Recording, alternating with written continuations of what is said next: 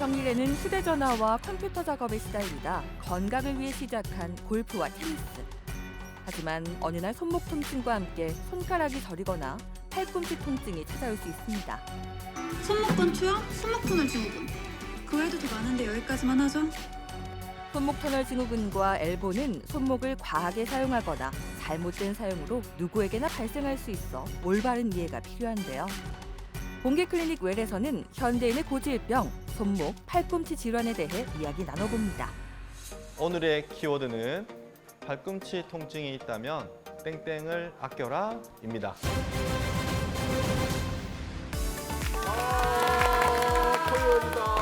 네, 토요일 아침에 좋은 습관 공개 클리닉 웰입니다.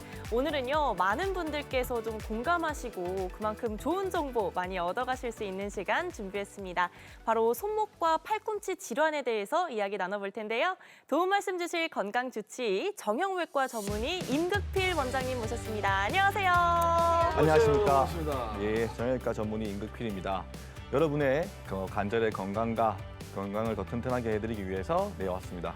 반갑습니다. 두 글자잖아요. 딱 혼합해봤습니다. 이거는 영어하고 연관이 돼 있다. 영어? 영어? 제가 또 영어 단어 많이 외우거든요. 네. 네, 영어 단어로 5글자. 5글자? 우리말로 2글자. 테이블.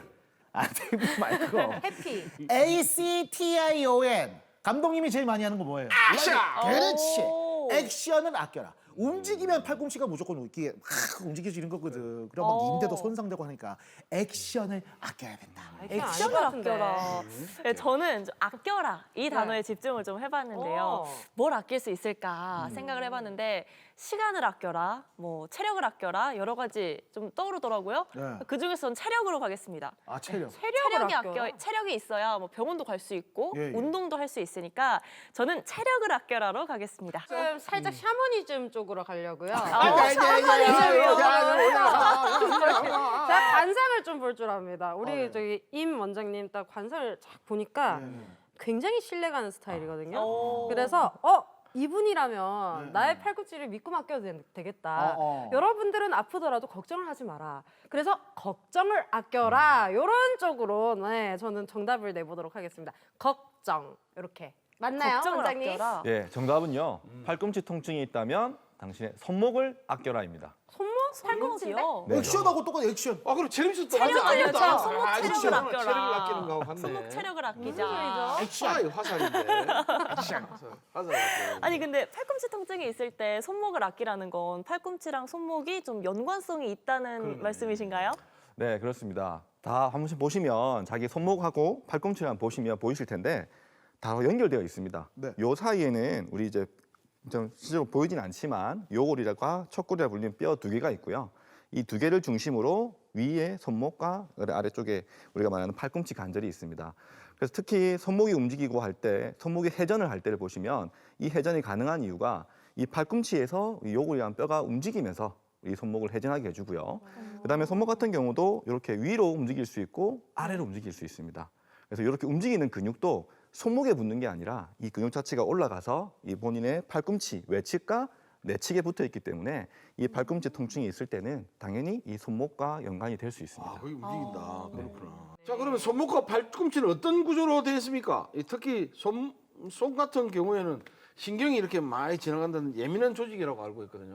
자, 손목 같은 경우 보시면 자, 우리 보면 위아래도 가능하시고요. 좌우도 가능하시고 그렇죠. 돌아가기도 합니다. 그러니까 우리가 좀 정교한 일을 하기 위해서 다양한 작업이 가능한 게 어떻게 보면 손목 관절 때문인데 손목 같은 경우에는 요 밑에 뼈 2개가 있지만 요 위에 위로 10개의 뼈가 같이 붙어 있습니다. 오. 물론 이 손목과 이루는 관절 자체가 크게 밑에는 2개, 3개의 작은 뼈들이 이루어져 있지만 요 작은 뼈들을 구성으로 이 자체가 우리가 위아래, 좌우 회전이 가능한 거고요.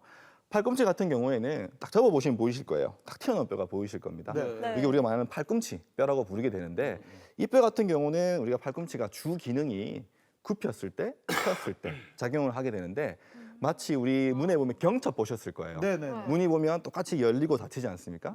그런 구조를 가진 게 이 팔꿈치의 관절이고요. 그 외에 이 바깥에 보시면 약간 두툼한 부위가 있습니다. 여기에는 이제 요골뼈라 불리는 머리뼈가 있는데 그 머리뼈가 우리 동글동글하게 생겨 있습니다. 네네, 그 뼈 기능 때문에 우리 손목이 이렇게 돌아갈 수 있는 기능을 가집니다. 그리고 팔 쪽에는 크게 여기를 탁 잘라본다면 세 가의 신경이 지나가고 있습니다. 크게 나누자면 손등 쪽으로 우리가 말하는 요골신경이 있고요. 네. 그다음에 아래쪽으로는 정중신경, 또 요 안쪽으로는 척골신경이라고 있는데 요 신경들이 우리 손의 감각이라든지 손을 미세하게 움직이고 벌린다든지 이런 행동들을 관할하게 되는데 그 신경에 조금이라도 문제가 있다면 당연히 이게 저리거나 마비가 와서 잘 못 사든지 이렇게 오는 문제들이 발생할 수 있습니다. 그 갑자기 생각났는데 그 옛날에 그 우리 집에서도 그 미역 같은 거 이런 거 가위로 이렇게 많이 자르면요. 한 자르면 막 이 힘이 없어 하나도 못 써. 그치. 막 가위질을 많이 하면 이거는 왜 그런 거예요? 보시면 아시겠지만 가위질이란 게 반복적으로 똑같은 하시게 걸 하죠. 됩니다. 예, 예. 보시면 벌렸다 엉렸다 벌렸다 엉렸다 하시게 되면 지금도 이제 보시겠지만 요 근육이 울렁울렁 하는 게 진짜 보이실 움직여요 거예요. 여기 이 옆에.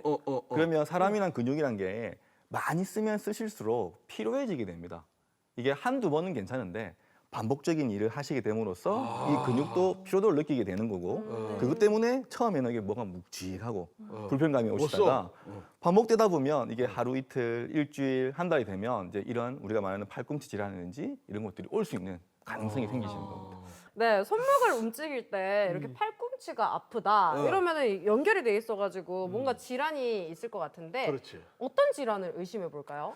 우리 한 번씩 다 들어보셨을 겁니다. 네. 뭐 집에서도 그렇고 뭐 너튜브에서도 그렇고 네. 라디오에서도 그렇고 뭐 팔꿈치 또는 뭐 엘보라고 하는데 맞죠. 네, 우리 여기 보면 팔꿈치 말씀드린 바깥쪽이 아플 수도 있고요. 네. 내치기 불편할 수도 있습니다. 보통 여기 바깥쪽이 불편하신 경우는 우리 손목을 들어봤을 때 이런 꿀렁꿀렁하는 근육도 불편하시면서 요 바깥쪽이 불편할 때는 바깥측이다 보니 네. 외측 상가염 또는 이 말 자체가 어렵기 때문에 테니스 엘보라고 표현을 하고요. 만약에 안쪽이 불편하신 경우에는 내측이기 때문에 또 의학적으로 내측 상과염이라고 하지만 또 말이 어렵기 때문에 네. 흔히 아는 우리 골프 엘보라고 표현을 하게 골프 됩니다. 이렇게 하다가요. 네, 맞습니다. 이게 증상이 좀 달라요, 이게? 네. 이 같은 경우는 우선 위치가 다르기 때문에 그러면 증상이 다를 수 있겠네라고 생각할 수 있으신데 우선 보시면 테니스 엘보 같은 경우는 요 외측에 있기 때문에 우리 아까 말씀드린 것처럼 손목을 들 때 그러면 요 처음에는 전완근 쪽이 불편하시고요. 그다음에 더 진행됨으로써 요 바깥쪽에 눌렀을 때 요 부분이 아픕니다. 즉 압통이라고 하는데 그냥 쓸 때도 아프시고 요 뼈를 눌러봤을 때 뭔가 조금 불편하고 아프다 하면 이제 테니스 엘보가 있으시게 되고요. 보통 이게 심해지거나 하시게 되면 우리 생활 속에서 환자분들이 오실 때 보면 양치를 많이 힘들어하십니다. 이거 되게 치카치카가 안 되세요.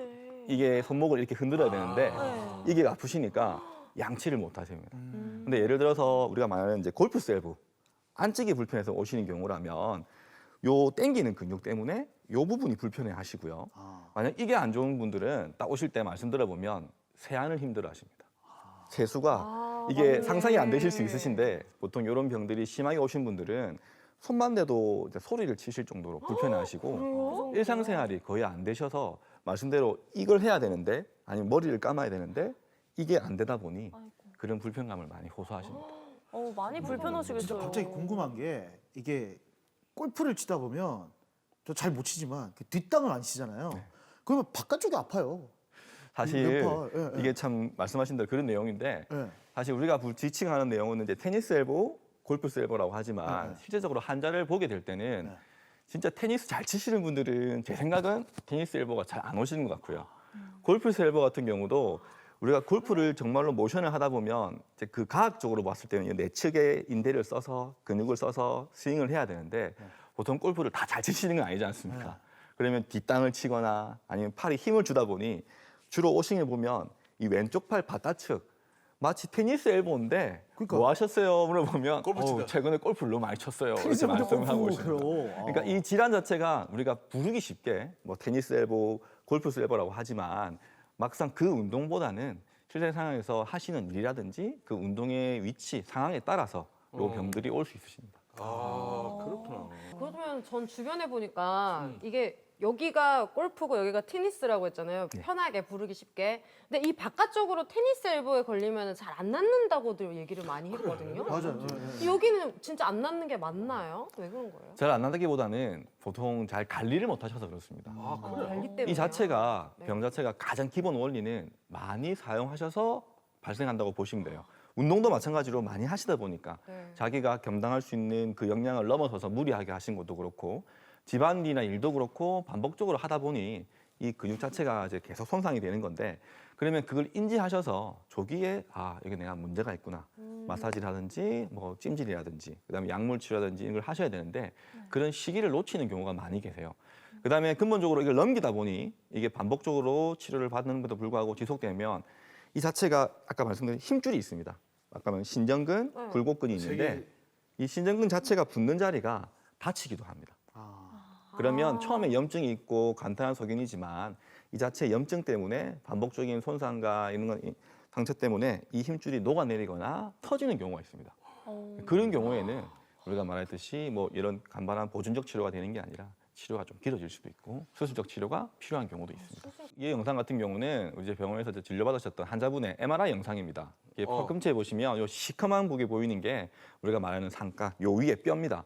근데 지금 보시면 화면에 두 개의 사진이 있는데 하나의 사진 중에 우측에 보이는 걸 보면 요 부분에 약간 하얀 게 보이실 거예요. 네네. 네. 저기가 원래라면 이 외측에 인대가 붙어야 될 자리인데 이 질환 자체가 많이 길어지면서 힘줄이 이제 손상되고 찢어진 부위입니다. 저런 같은 경우에는 우리가 말하는 보존적 치료라든지 뭐 주사 치료라든지 이런 걸 시행해도 좋아지지 않는 경우가 많이 있습니다. 그럴 때는 어쩔 수 없이 충분한 보존적 치료라든지 이런 시행했는데도 그다음에 그 후에 이런 영상 검사를 했을 때 영상상에서도 이 힘줄 손상된 게 보인다면 저 때는 어쩔 수 없이 또 그다음에 저 단계가 오면 환자분들도 마음속에 준비를 하고 오시는 경우가 많이 있으십니다. 보통 한 3개월에서 6개월 이상 말씀대로 1년까지 불편한 분도 계시거든요. 네. 그럴 때는 난 도저히 안 되겠어요. 이제는 수술을 해야 될 것 같아요. 라고 말씀을 하십니다. 왜냐하면 자기 스스로도 생활이 너무 힘드시고 팔 자체가 사용을 못 하시니까 답답하시거든요. 네. 그것 때문에 오시는 경우일 때는 보통 검사를 했을 때 저 소견도 일치하고 그다음에 충분한 치료를 했는데도 보존적 치료에도 만족하지 못하는 결과가 있을 때는 할 수 없이 수술적 치료가 필요할 경우가 있습니다. 네, 이번에는 팔꿈치가 아파서 병원에 가신 환자분 만나봤습니다. 어떤 사연인지 함께 보시죠. 네, 이 환자분은 오른쪽 팔꿈치가 아파서 뭐 주사랑 물리치료랑 여러 가지를 받아오셨다고 해요. 예, 이 팔꿈치가 자꾸 처음에는 조금 아팠어요. 그래서 또 그냥 방치했지. 이 정도는 안 괜찮겠나. 또 약만 또 이제 지어 먹고 그랬는데 더 이상 안 되겠는 거라. 그래서 누가 어느 병원에 가가지고 주사를 맞았어요. 주사를 맞았는데 그거 맞고 나니까 또 괜찮아. 그래서 한 몇 개월, 3개월 정도 있었어. 또 아파. 이제 초음파 찍고 난 다음에 계속 치료를 또 했어요. 도수 치료도 하고 그다음 물리치료 겸 일을 하면서 그래서 몇 번 했거든요. 했는데 선생님 더 이상 안 나오면 MRI 한번 찍어보고 수술을 하자 이렇게 됐었어요. 야, 그럼 이것저것 해 보시다가 결국 수술을 받으신 거네요. 예, 좀 어떠십니까, 어머니? 많이 좋아졌죠. 잘해주셨어요. 이제 수술하신 지 거의 7주 되셨습니다. 지금 이제 불편 숟가락질하고 칫솔질하고. 원래 처음 오시기 전에는 맞죠. 숟가락질도 힘드시고 요것도 힘들고 정말로 힘들다고. 머리도 못 감고. 야. 예, 오른쪽 팔꿈치 외측 상가염 환자분이셨습니다. 근데 이 환자분은 이전에 수술을 한번 하셨던 분이시고요. 이미 다른 병원에서 수술을 받았었지만 호전이 없어서 저희 병원에 이런 인대 구조물들은 우리가 검을 때 조금 짙은 색깔을 들 때 항상 건강하다고 설명을 드려요. 물론 그게 100%는 아닙니다. 그런데 바깥쪽 부위를 볼게요. 물론 수술을 한번 하셨지만 이런 부위가 어때요?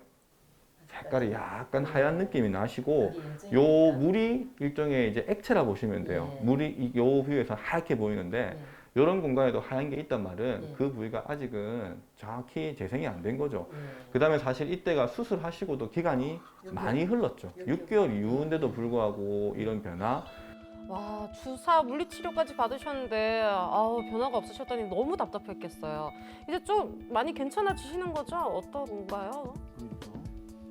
그래서 요것도 잘 안 되시고 요거밖에 안 되셨을 거예요. 근데 지금은 굽혀주시는 건 거의 다 이제 뭐 그게 되는데 아직은 보시면 한 5도 정도죠.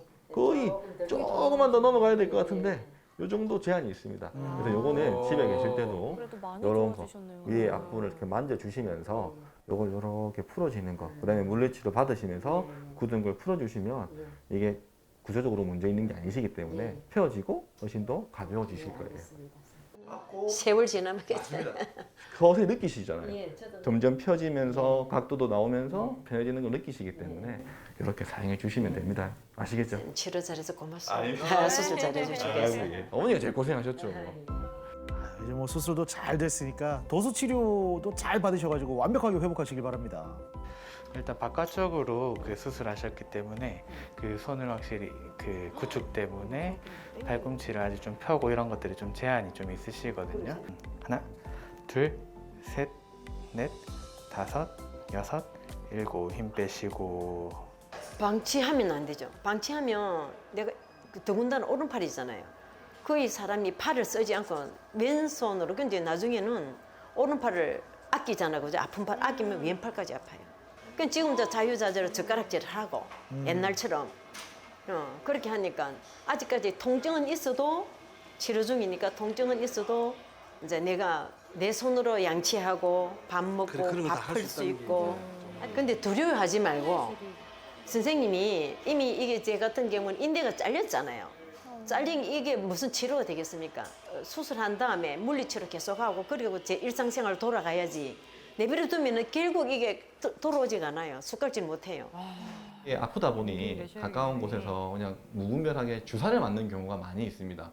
저 안타까운 게 자기들이 치료를 받으시는데도 불구하고 무슨 치료, 어떤 주사를 맞는지도 모르는 경우가 많이 있습니다. 그런 경우가 제일 아쉬운데 우선은 주사를 맞든지 어떤 치료를 받더라도 내가 이 어떤 주사인지 어떤 치료인지를 정확히 물어보고 자기의 몸 상태에 대해서 정확히 아시는 게 중요할 것 같고요. 그걸 안 다음에 그 다음 단계별로 치료를 받으시는 게 이 손목이나 발꿈치 질환을 오래 가져가지 않고 조기에 치료할 수 있는 방법이지 않을까 그렇게 생각합니다. 맞습니다. 네. 아, 좋아. 이게 우리가 팔을 사용하지 못한다 상상만 해봐도 불편하잖아요. 너무 맞아요. 불편해요. 너무 불편하죠. 머리도 제가- 못 감으셨다잖아요. 그러니까 그때 코로나 때 네. 오른손에는 깁스를 하고 있었어요. 왜요? 다쳐가지고. 근데 왼손에는 백신을 맞았단 말이에요. 왼팔에는. 두 팔을 잃었네. 팔을 못 쓰는데 하루 동안 너무 힘든 거야. 화장실 갈 때 제일 힘들어서 진짜. 왜 이게 진짜 손발을 안 쓸 수가 없잖아. 근데. 사실 어떻게 했어요? 상상하지 마. 그때 오빠 냄새 났다는 소문이 있던데. 아, 그때구나. 네, 그때예요. 그 예. 시기가 있었어요. 근데 이게 손가락을 안 움직일 수도 없고 이게 좀 재발하지 않도록 하는 최선의 방법 뭐 어떤 게 있는지 좀 시원하게 가르쳐 주세요. 참 이게 답이 정해져 있는 질문인 것 같습니다. 네. 사실 이 질환 자체가 많이 쓰셔서 오는 병이기 때문에 네. 참 부끄럽지만 제일 좋은 거는 휴식과 관리입니다. 우선 아셔야 될 게 우리가 비유를 들자면 제가 환자분들이 오시면 항상 설명을 드리는데 우리가 뭐 당뇨나 고혈압들 같은 경우는 완치의 개념이 아니시잖아요. 네. 관리. 평생 약을 드시고 네. 당을 조절하시고 자신의 건강을 위해서 노력을 하시는 것처럼 이 엘보 질환 같은 경우도 저는 그렇게 비슷하게 설명을 드립니다. 보통 이 병이 한번 오시게 되면 분명히 저희가 치료를 하고 보존적 치료하면 좋아지는 경우가 많이 계십니다. 근데 보통 복귀를 하시고 또 일을 하시게 되겠죠. 근데 그렇게 계실 때도 내가 한번 아팠으니까 내가 엘보가 왔었지. 그래서 평상시 관리, 그다음에 조금 뭔가 무리했다 싶으시면 조심해 주시고 아껴 주시는 게 가장 중요하다고 봅니다. 근데 그런 생각을 안 하시게 되고 이제 내가 도와줬으니까 또 써야지. 운동도 또 해야지. 그런 생각을 가지시면 분명히 말씀드리지만 또 불편함이 오시게 돼요. 왜냐하면 한번 다쳤던, 한번 충격을 받았던 인대나 힘줄들은 그 영향이 남아있기 때문에 네. 일시적으로 좋아졌다 하더라도 관리를 해주시고 안정을 취하지 않는다면 분명히 이게 3개월 아니면 6개월 뒤라도 그게 또 반복될 수 있으십니다. 자, 엘보는 말씀하셨듯이 재발도 좀 작고 뭐 어렵게 지내신다고 하는데 예방이 최선일 것 같은데 그렇다면 그러면 평소에 어떻게 하는 것이 도움이 됩니까? 우선은 직업적으로 손목이나 팔꿈치를 많이 쓰시는 분이 분. 계신다면 네. 이 통증이 오는 경우가 있으실 겁니다. 가장 먼저 증상이 요 전완근에 뭔가 묵직하고 뭔가 평소와는 다르게 가볍지 못한 느낌들을 많이 가지십니다. 그럴 때는 우선 집에 오셨을 때 쉬실 때 따뜻한 물로 샤워하신다든지 따뜻한 우리 쉽게 구할 수 있는 물들이 있지 않습니까? 따뜻한 물이나 수건으로 따뜻한 팩으로 이 근육을 풀어주시는 거예요. 따뜻하게 해주는 게 좋네요. 예. 이거는. 그다음에 여기 딱 접어보시면 요 뼈가 있고요. 뼈 밑에 쪽에 이렇게 만져보시면 이제 근육이 느껴지실 겁니다. 이런 근육 부위를 지금도 만져보셨을 때 좀 뭔가 아프다 아프지? 아프다. 싶으시면 어. 약간 안 좋으신 거예요. 이거 아픈데? 저 같은 경우는 시원하면은? 지금 이렇게 눌러도 크게 아프네. 통증이 많이 있지는 왜 않습니다. 아파요? 단편적인 예가 너무 아파. 여기? 이거 아파. 아니 안 아파요. 너무 아파. 예를 들어서 우리 목에 담이 온다고 하시잖아요. 네, 네. 담이 오시면 왔어요. 담이 오시면 이런 데 보면 눌러보시면 많이 근육도 굳어 있고 불편하실 거예요. 동일합니다. 이 근육을 많이 쓰시다 보니까 아픈데라. 이런 데나 이런 데 근육을 만져봤을 때 네. 뭔가 뭉쳐 계시거나 하면 이런 데가 좀 불편하십니다. 그럴 때는 가볍게 우선은 찜질도 많이 해주시면서 TV 보고 쉬실 때 멍하니 이렇게 TV만 보지 마시고 손을 이렇게 풀어주시는 거죠. 아 이렇게 아픈데 만지면서 이렇게 양쪽 다 만져주시고 근데 오늘 안쪽이 좀 아프네 하면 이 뼈보다 요 안에 근육 부위를 이렇게 눌러서 이 근육을 좀 뭉친 걸 풀어주시면 우선 그것만으로도 좀 편안한 걸 느끼실 거예요. 나 TV 보면서 이거 하고 있거든. 아래도 보고 있거든. 더 피로하게 만드시는 아 진짜 거짓말이야. 근데 아니, TV 보면서 선생님 지금 우리 어머님 아버님들 많이 지금 보고 계신데 그러게요. 보시면서 많이 네. 이제 가르쳐 드리세요. 지금. 같이 자 한번. 보시면 예. 이렇게 폈을 때는 대부분 환자분들이 여기를 많이 만지세요. 근데 그래. 보시면 여기는 보시면 살입니다. 살이지. 네, 아무 의미가 이게 없고요. 더벅살이야. 네, 그냥 지방이고요. 이렇게 접혔을 때 여기 뼈가 단단하게 만져지실 거예요. 네. 뼈에서 약간 아래쪽 내려오시면 아래쪽. 이렇게 결 따라 대부분 움직여 보시면 이 결이 느껴지실 거예요. 네. 이런 결들을 많이 만져주시는 거죠. 그래서 만졌을 때, 내가 좀 뭉직하고 뭔가 좀 아프네라는 생각이 드시면, 내가 팔을 좀 썩었구나. 그러면 이런 걸 좀 마사지 해주시고 안쪽 같은 경우도 접었을 때 보면 이 뼈가 딱 느껴지실 거예요. 멀럭 튀어나온 뼈가 있는데 아픈데 나. 그 뼈 안쪽으로 아래쪽으로 봤을 때 이런 근육을 만졌을 때, 뭔가 조금 안 좋구나 하면, 만져서 풀어줘야지라고 해서 해주시면 우선 집에서 가장 먼저 간단하게 해볼 수 있는 방법이지 않을까 싶습니다. 좋다. 그렇다면 발목은 반복해서 접지르면 이게 불안정증이라는 게 생기잖아요. 근데 팔꿈치도 관절이 똑같은 관절 아니겠습니까? 그럼 이것도 똑같이 뭐 불안정증 이런 게 생기나요? 그렇게 생각하실 수 있으신데 네. 우선은 우리 발목 같은 경우는 접지르시게 되면 대부분은 우리 이제 바깥에서 안쪽으로 이렇게 안쪽으로 접지르십니다. 네. 그러면 이제 바깥쪽 복숭아뼈가 주변이 막 붓고 불편하십니다. 아. 근데 거기에 붙어 있는 인대들은 사실 우리가 움직일 수 있는 인대는 아니고요. 발목을 잡아주고 발목을 안정성을 지켜주기 위한 인대들입니다. 그래서 그게 늘어나거나 다치거나 해서 이 자체가 탄탄하게 붙어 있지 못하다 보니까 여러 번 반복적으로 수상하게 되면 얇고 그다음에 가늘어집니다. 그러면 잘 못 접어주기 때문에 발목이 덜거덕덜거덕 한다든지 또는 뭐 경사진 길 또는 뭐 울퉁불퉁한 길을 걷게 되면 발목에 불안정을 느끼고 불편함을 느끼는데 팔꿈치 같은 경우는 이 엘보 질환 같은 경우에는 그런 관절의 안정성보다는 이 움직이는 근육에 힘을 가진 관절입니다. 근육이기 때문에 실질적으로 팔꿈치 질환이 심해진다고 해도 실질적으로 팔꿈치가 보면 직접적으로 우리가 요렇게 움직이지 좌우로 흔들리지는 않습니다. 그렇지. 네. 그래서 이 팔꿈치 질환이 있다고 해도 네. 좌우로 흔들리는 이런 불안정성까지 초래하는 경우는 드문다고 보시면 될 것 같습니다. 다른 애 확실히. 요거만 되잖아.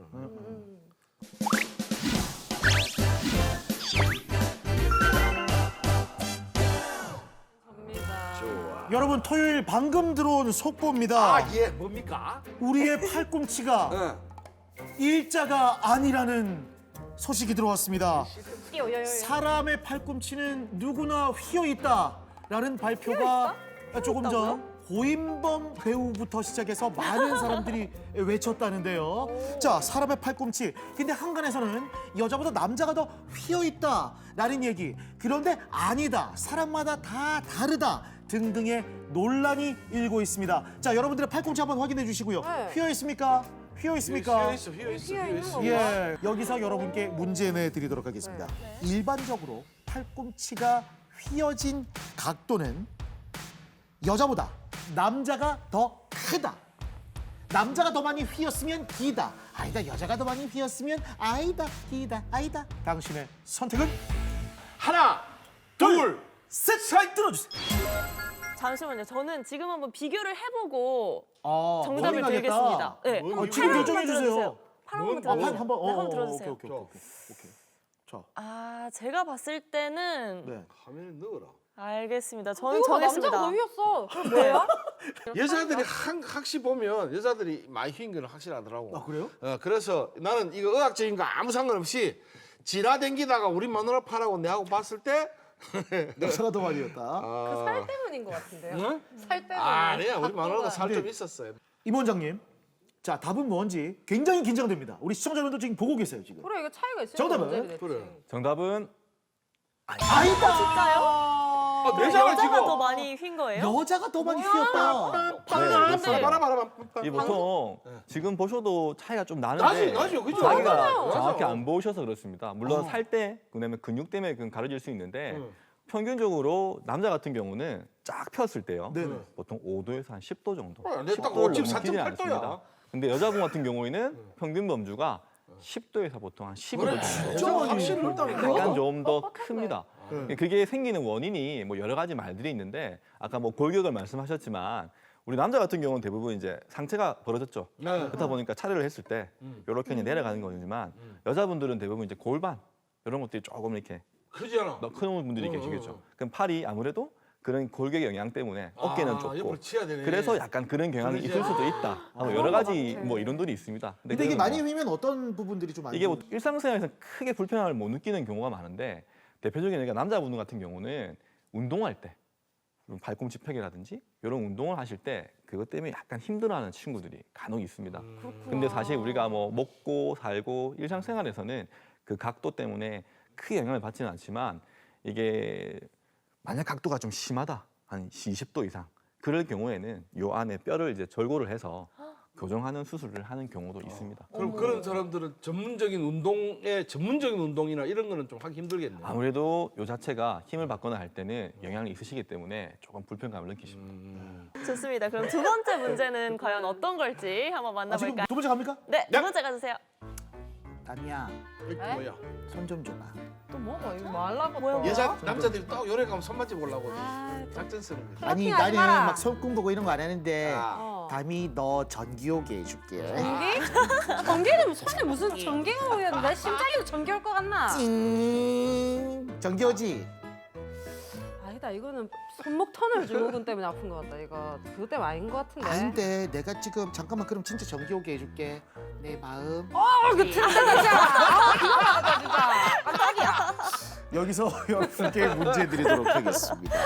손이 저리면 아이고 째리라 손이 째린다. 손목 터널 증후군이다. 기다 아니다. 당신의 선택은 준비되셨나요? 선택하셨습니까? 하나 둘 셋 들어주세요. 기다. 또 걸렸다. 와 여기서 진짜 맞추시면 독주하시는 거예요. 자, 왜 아이다라고 생각하는지 우리 네. 고인범 아버지부터.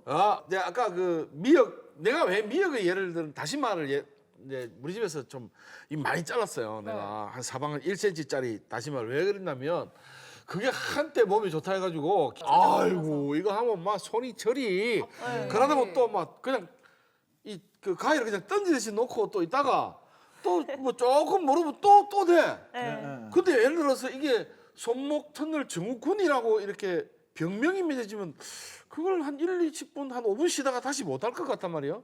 그걸 계속 했었거든요. 그러니까 이거는 이렇게 병원으로 가지 아니고 그냥 한번 저리면 또 털털 털고 좀 있으면 또 다시 돌아온다 생각해서 X 정답.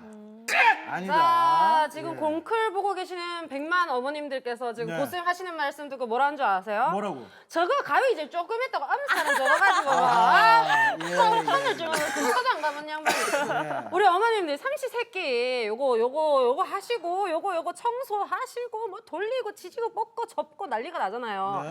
요거 조금 했다가 요거는 요거 한다고 뭐 터널 좀 안 간다 이런 말씀 하지도 마세요. 우리 어머님들 절인 것부터 시작합니다. 이게 초기 증상이라고 저는 생각을 하거든요. 저도 집안일을 혼자 다 하는 사람으로서 과했던 날은 이거 조금 저리기 시작해요. 그러다가 좀 말씀대로 쉬어주면 괜찮아졌다가 이러는데 우리 어머님들 쉬는 날이 어디 있습니까? 그러다가 터널 증후군 오는 거예요. 저리다가. 저는 그래서 기다. 손목 터널 증후군. 21세기를 살아가는 현대인들에겐 고질병이잖아요. 손이 저리면 손목 터널 증후군이 소리 저리면이 중요한데. 기다 아이다. 자, 답판 준비해 주시죠. 그게 네. 초기 증상이죠 뭐. 정답은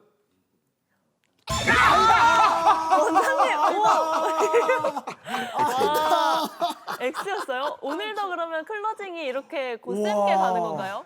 와. 이게 말씀해 주시죠. 뭐 질문 자체가 약간 뭐 어폐일 수도 있는데요. 네. 우리가 손이 저리다고 해서 무조건 손목 터널 증후군은 아닙니다.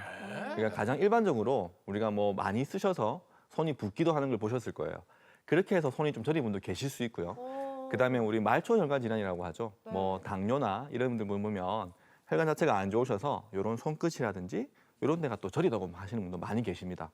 그다음에 그렇고 목에 경추에 문제가 있으셔도 이 손에 따라서 따로 저림감을 호소하시는 분들이 계세요. 그다음에 아까 말씀드렸지만 요 손목 터널 말고도 다른 신경들이 많이 있습니다. 그래서 그 신경, 척골신경이라든지 요골신경도 있는데 그 신경들도 만약에 눌린다든지 문제가 된다면 저릴 수 있는 거죠.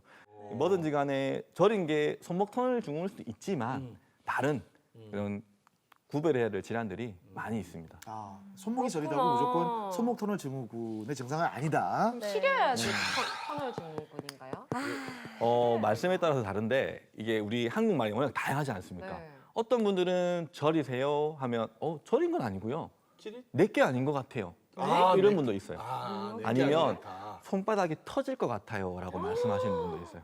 이게 아니면 화끈화끈거린다. 우리 뭔가 피부에서 뭔가 이 개미리가 막 그걸 한다든지 그런 느낌을 호소하시는 분도 계시고 자기가 생각하시는 것들이 다 주관이 다르시기 때문에 우리가 보통적으로 말씀드리는 거는 아까 우리 강영훈 말씀하셨지만 이 전기놀이 다 해오셨잖아요. 손 이렇게 했을 때 풀면 지리지리한 느낌 그런 느낌들이 이제 이렇게 퍼지는 건데 그게 심해지시는 분들은 감각이 없다든지 아니면 제일 호소하시는 게 손이 이게 마치 터질 것 같이 너무 불편해요라는 이런 말씀을 많이 하십니다. 그래서 조금 다양하게 그런 증상을 호소하십니다. 네. 자, 마지막 문제 그럼 네. 2점짜리 가나요? 2점짜리? 네. 2점짜리? 역전의 기회 그러면은 마지막 3점짜리로 가도록 하겠습니다. 마지막 3점으로 하도록 하겠습니다. 좋아. 자, 한 문제를 여러 맞추게 가져야 되면 되거든요. 3점이 되는 거죠. 네. 예, 아버지가 맞추면 와 최고 점수 당연히 5득점까지 당연하죠. 올라가게 됩니다. 그럼 내가 5점이 되면 다음 주는 이런 거 하지 않고 내가 크로징 하는 걸로. 다시 한번 말씀드리면 크로징 말고 클로징이라고 해주시면 감사하겠습니다. 예, 자 마지막 문제입니다. 네 도전 공클 골든벨 마지막 문제입니다. 많이 들어본 문제인데. 자 손목 터널 증후군 관련된 문제예요. 손목 터널 증후군은 여러 요인에 의해 생기는데요. 나이, 노화, 유전과도 관련이 있다. 정답은 무엇일지? 기다, 아이다. 당신의 선택. 자 준비됐죠? 네. 답판. 잘 봐야 돼. 들어주세요. 하나, 둘, 셋! 아이다. 갈렸습니다. 뭐야? 뭐야? 와, 나 이거 맞추면 나네 오늘? 그렇죠, 그러네요. 그렇죠. 좋았어요. 네. 자, 뭐 어떻게 생각하세요? 다른 저부터 말해볼까요? 예. 이게 문제에 어. 나이나 노화, 유전, 도가 들어가 있어요. 그러면은 우리가 과사용해서 이렇게 터널 증후군이 생기는 것도 맞지만 우리가 모든 증상들과 이런 뭐 아픈 거는 관절 이런 건 특히나 더 노화, 나이, 뭐 유전 이게 제일 중요합니다. 그렇기 때문에 이거는 항상 같이 갈 수밖에 없는 질병이라고 생각합니다. 네. 그래서 기다. 기다. 자, 자, 최민 따라올 씨는? 것 같은데 큰일 났네 이거 내가 말을 너무 잘했네. 제가 돌을 놓쳤네요. 이거 봐. 이거 보세요. 돌을 놓쳐요. 이게 많이 써서 생기는 거기 때문에 나이가 들면 많이 쓸고 노화라는 게 오래 썼기 때문에 노화라고 하는 거고 이 유전은 원래 이게 내가 덩치가 클 때 우리가 야, 너 유전으로 통뼈 집안이가 뭐 이런 말 많이 했거든. 굵은 뼈. 이게 유전으로 내려오는 거니까 뭐 그 다 있을 것 같아. 그래서 X. 알겠습니다. 자, 통뼈 믿고 가면 지금 통뼈. 이게 중요한 건 네. 한다미 씨의 이 뇌피셜이라고 하죠. 한다미 씨의 머릿속에서 나온 걸로 지금 다 휘둘리고 있는 생각이 좀 드는데 문제를 잘 봐야 됩니다. 원장님의 답을 한번 들어보도록 하겠습니다. 아자. 정답은 X입니다. 이로써 가수 한다미 씨는 사기꾼으로 밝혀졌습니다. 이럴 수가. 야, 이럴 수가 있고.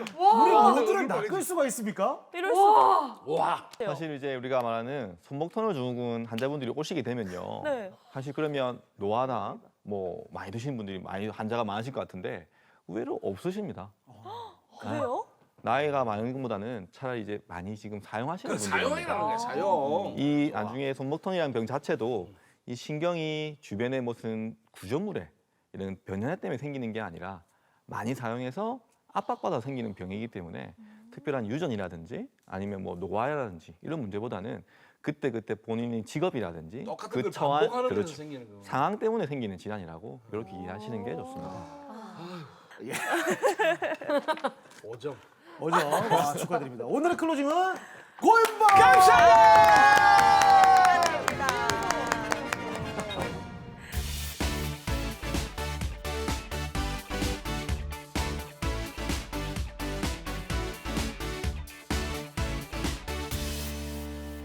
원장님 두 번째 키워드 공개해 주세요.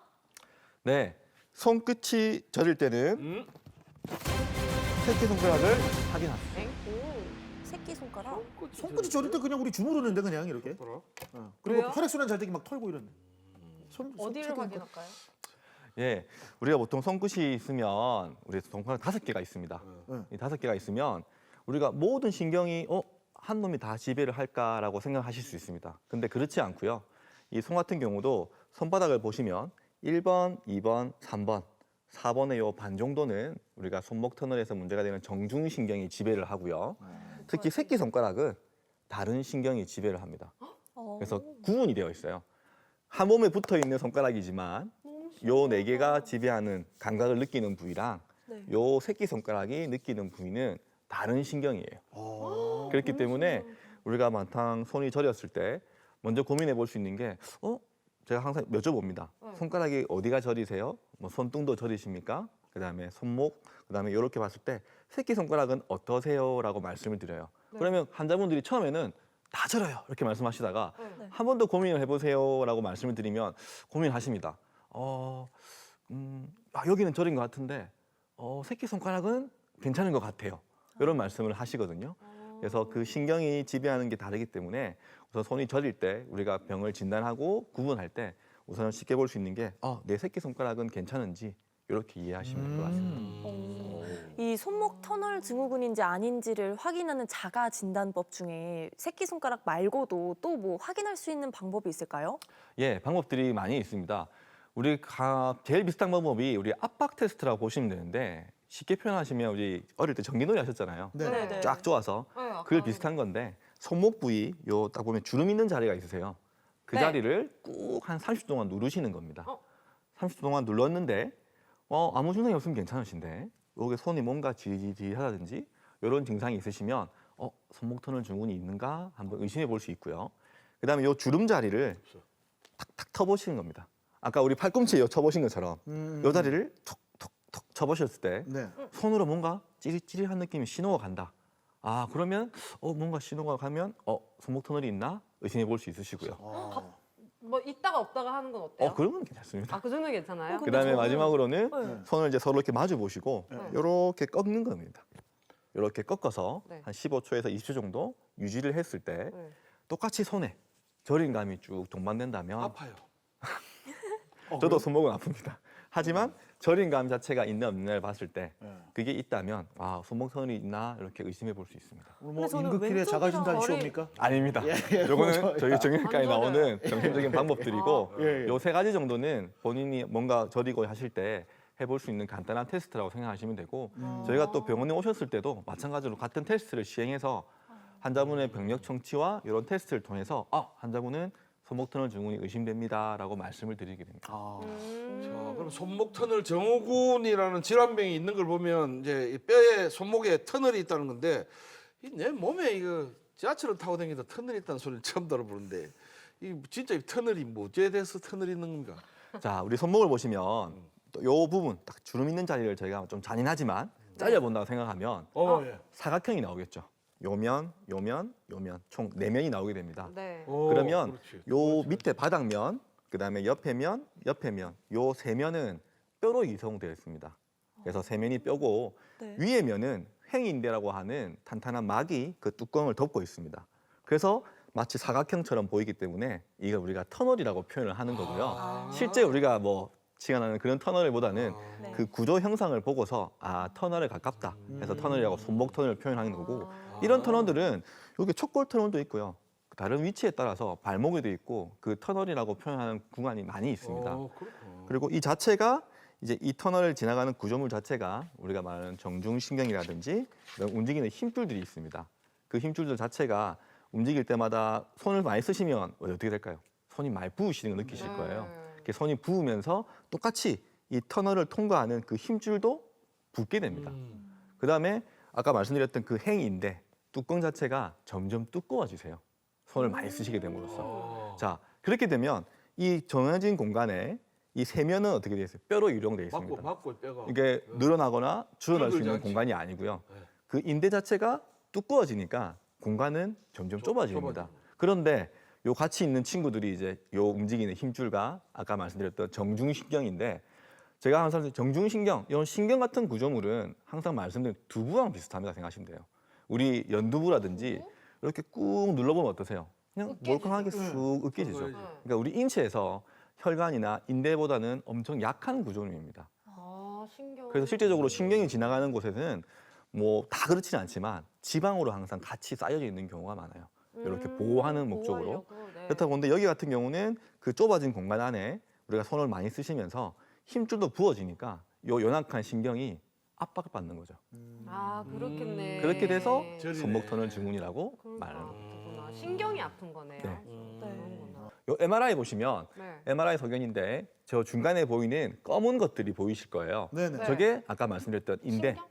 요 힘줄입니다. 아, 인데. 힘줄이고 그 소견 옆에 보면 하얗게 보이는 작은 거 있는데 네. 그게 정중신경입니다.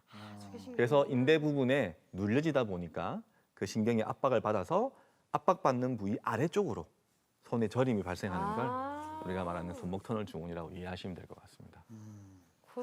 그렇다면은 원래 아까도 말씀하셨던 뭐 컴퓨터 작업하거나 회사원들 아니면은 되게 업무 뭐 요리사분들 이런 그죠, 그죠. 분들이 특히 이게 손목 터널 증후군이 많이 걸린다고 하거든요. 근데 뭐 또 다른 원인이 있을까요? 많이 사용하는 거 외에도 뭐 있을까요? 대부분은 많이 사용해서 오시는 병이라 보시면 될 것 같습니다. 이게 젊은 분들 같은 경우에는 요즘 핸드폰이라든지 컴퓨터 작업을 많이 하시다 보니까 네. 요 부위가 압박이 되고 또 맞아요. 손을 많이 쓰시게 되면 맨날 이거 하니까. 말씀드린 것처럼 힘줄이 붓게 되죠. 맞아요. 그다음에 다른 직업군을 보게 된다면 이제 뭐 수산물 가공원이라든지 제 환자분들 보면 뭐 통영에서도 오시는 분들 계셨는데 최근에도 굴 까시는 분들 맞네. 그 그래, 피크 맞아. 시기가 있지 않습니까? 네. 굴을 까야 되는 한 3, 4개월을 11월부터. 그 일만 하시다 보니 너무 힘드신 분들이 있으세요. 그게 보통 반복적인 단순 손 일들 많이 하시는 분들 아니면 칼질 우리 보면 부엌에서 요런 잡고서 계속 이렇게 하시는 분들 그런 분들도 보면 요거 때문에 그런 일 때문에 이런 손목이 저리셔서 손이 저리셔서 오시는 경우가 많이 계십니다. 아이고. 이게 젊은 층도 그렇고 다들 생업에 종사하시느라고 증상이 있어도 내가 이건 줄 알고 병원을 못 간단 말이죠. 맞아. 맞아요. 파스 붙이고 어. 말잖아. 근데 그래서 계속 그냥 놔둬. 연고만 바르고 이렇게. 놔두면 어떤 상황이 일어날지. 우리 보통 이제 신경질환이죠. 우리 손목 터널 증후군은 이 정중신경이 눌려서 문제가 되는 건데 처음에는 그냥 일가족에 좀 손이 저리구나 이런 말씀을 하시고요. 조금 더 지나면 이게 감각이 조금 둔해지시기도 하고 그다음 더 큰 문제는 이제 생활의 질에 문제가 생기세요. 그래서 손이 저리면 생각해 보십시오. 가만히 쓰는데 괜찮은데 손이 저리면 자기도 모르게 털게 됩니다. 뭔가를 하려고 해야 되고 그다음에 이게 주간에만 있으면 깨어 있어서 괜찮은데 가장 큰 문제가 주무실 때 불편해하세요. 아, 그래요? 잘 때 쭉 누웠는데 손이 너무 저리셔서 아니 너무 아프다고 말씀도 하시는 분도 계시거든요. 그러면 잠을 계속 깨시는 거예요. 그럼 제대로 잠을 못 주무셔서 그것 때문에 엄청 힘들어하십니다. 너무 힘들겠다. 그다음에 이 신경이란 거는 우리가 알겠지만 이 감각을 지배하는 감각신경이 있고요. 운동신경도 있습니다. 그 크게 두 가지로 분리가 되는데 모든 신경 질환들은 대부분 감각신경부터 지배하게 됩니다. 문제를 일으켜서 간단하게 저림감, 뭐 이상 감각, 뭐 감각이 무디다 이런 것들을 표현하시고 이게 장기적으로 방치해서 놔두게 되면 이제 운동신경까지 지배하게 되면 압박하게 돼서 환자분들 중에서는 물컵을 최근에 잡았는데 나도 모르게 떨어뜨려요. 이런 말씀을 하세요. 그러니까 잡긴 잡았는데 자기도 모르게 힘이 조금 떨어지시는 거죠. 근데 그게 우리가 뭐 허리라든지 목에 문제가 있어서 마비가 오는 그런 정도는 아니시지만 일상생활에서 손의 힘이 이제 우리가 말하는 이제 악력이라고 하죠. 이런 네. 것들이 조금 떨어지는 정도까지 올 수 있으세요. 그래서 이게 만약에 진단을 받고 치료를 하시게 된다면 신경이라는 것이 진행을 할 때는 감각부터 지배를 하고 그다음에 운동신경의 지배를 이제 영향을 주는 건데 회복할 때는 또 반대입니다. 감각신경은 빨리 회복됩니다. 아, 운동신경이 나중에 또 네, 와요? 운동신경은 한번 마비가 왔다든지 그러게 뭐 손에서 이런 데 안 쓰시다 보면 네. 근육이 빠지세요. 예를 들어서 우리가 막 운동을 하시다가 뭐 운동 안 하게 되면 근육이 빠지시는 것처럼 네. 만약에 마비가 오게 되면 그 관계된 근육들이 다 빠지게 되거든요. 그렇게 되면 나중에 회복할 때도 그 근육도 회복해야 되고 그 신경 자체가 또 회복이 늦기 때문에 이 자체가 신경질환들 특히 뭐 정중신경 때문에 생기는 손목 터널이라든지 뭐 촉골신경 이 비슷한 질환들은 대부분 조기에 진단을 받고 증상이 있다면 치료를 빨리 하는 게 좋지 괜찮겠지 놔두면 또 좋아지겠지 하다가 만약에 근력이라든지 힘까지 떨어지게 된다면 추후에 회복하는 것도 훨씬 더 많이 회복이 시간이 많이 걸리게 됩니다. 조금이라도 증상이 나타나신다면 빠르게 치료를 받는 것을 권장드리고 싶습니다. 이번에는 저희가 손목 터널 증후군 수술을 앞둔 환자분의 이야기 담아봤는데요. 함께 화면으로 보시죠. 이분은 손목 터널 증후군 진단을 받으셨는데요. 손가락에 2, 3, 4번이 저려서 밤잠을 설치실 정도였다고 합니다. 3년 전에 사출 전자제품 착수를 일을 했는데 그 손이 너무 아파가지고 손이 너무 저리더라고요.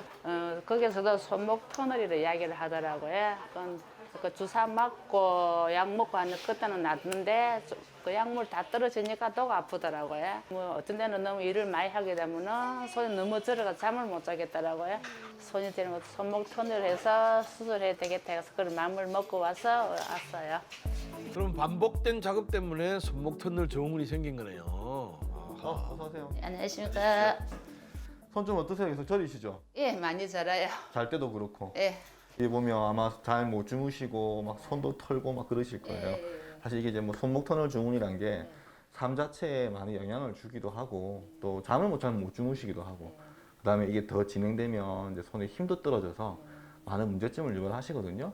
근데 사실 생각보다 아 이게 병이 크니까 이 수술도 크고 조심해야 되겠지라는 생각을 많이 가지시는데 사실 이 병 같은 경우는 이제 진단을 받고 심해지더라도 수술, 일종의 시술인데 같은 경우도 많이 시간도 걸리지도 않고요. 한 5분, 진짜 5분 정도, 10분 이내에 간단한 시술로 원인이 되는 구조물을 제거해줘서 우리 신경이 눌려있는 걸 풀어주는 거거든요. 이 부분이 우리가 말하는 손목 터널입니다.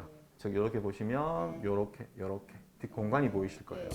그다음에 지금 마우스로 가르치는 게 우리가 아까 말했던 손목 터널 부분이네요. 이제 이해가 완전히 되는데, 근데 저렇게 공간이 있는데 왜 손이 저릴까요? 손을 많이 사용하시면서 요 뚜껑이 점점 두꺼워지고 그다음에 우리 손 쓰면 손이 어때요? 막 붓고 막 하잖아요. 동일해요. 이 힘줄도 붓게 됩니다. 그렇게 되니까 요 공간이 점점 좁아지는데 힘줄도 부풀으니까 즉 안에 있는 요 신경 이놈이 쫄려지는 거예요. 그래서 손목 아래로 요렇게 특히 이제 1, 2, 3, 4 새끼 손가락은 안 그러실 거예요. 조금 덜 하실 거예요. 요런 부분만 저지저지 하면서 어떤 분들은 뭐 손이 터질 것 같아. 어떤 분들은 내 손이 아닌 것 같아. 그러니까 하시는 분마다 말씀이 다 다르긴 한데 이제 그런 불편한 것 때문에 오시는 거거든요. 여기 시꺼먼 것들이 우리 손가락을 움직이는 힘줄들입니다. 요렇게 하얀 게 하나 보이는데 요게 아까 말씀드렸던 정중신경이에요. 그다음에 그 위에 보시면 요 시꺼먼 이루어진 띠가 보이실 거예요. 약간 일반적으로 봤을 때 비교가 되지는 않지만 많이 두터워진 상태입니다. 요 행인대를 끊어줌으로써 공간이 넓어지면 이 압박받던 신경이 풀어지기 때문에 그 저림감이나 증상들이 좋아지게끔 해주는 간단한 시술을 시행하게 됩니다.